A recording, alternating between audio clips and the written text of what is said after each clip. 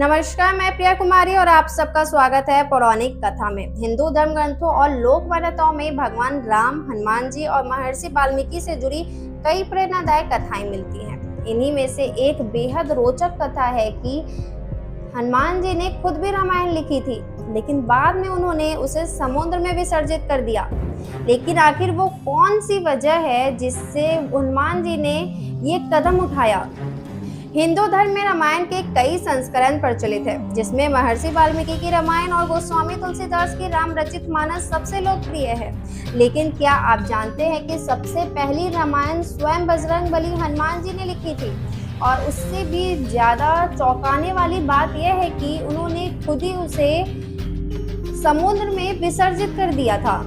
यह कहानी केवल भक्ति की ही नहीं, बल्कि त्याग और विनम्रता की भी बड़ा संदेश देती है। आइए जानते हैं आखिर हनुमान जी ने ऐसा क्यों किया।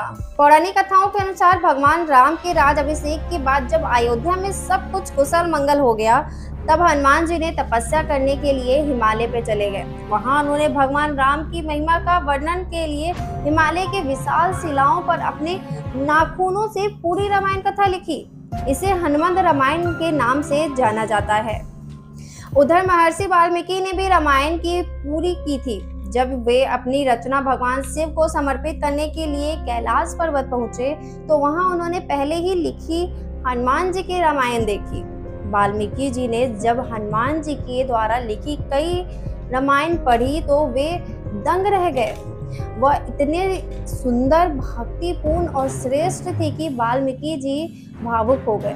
उन्हें लगा कि हनुमान जी की इस अद्भुत रचना के सामने उनकी रामायण फीकी पड़ जाएगी और उसे कोई नहीं पूछेगा और उनकी वर्षों की मेहनत फीकी पड़ जाएगी। जब हनुमान जी ने महर्षि वाल्मीकि के चेहरे पे निराशा देखी तो उन्होंने उसे का कारण पूछा। वाल्मीकि जी ने साफ रूप से अपनी चिंता जाहिर की। अपने भक्त और ऋषि के मन में खुद दुख देखकर उदार हृदय हनुमान जी ने एक क्षण में ही विचार नहीं किया।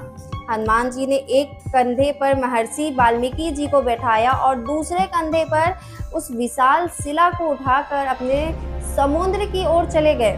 वहां पहुंचकर उन्होंने अपनी लिखी हुई रामायण भगवान राम के चरणों में समर्पित करते हुए समुद्र के जल में विसर्जित कर दिया। उन्होंने कहा कि उन्हें यह रामायण किसी ख्याति के लिए नहीं, बल्कि केवल अपनी भक्ति प्रकट करने के लिए लिखी थी। माना जाता है कि आज भी वह रामायण समुद्र की गहराई में कहीं सुरक्षित है।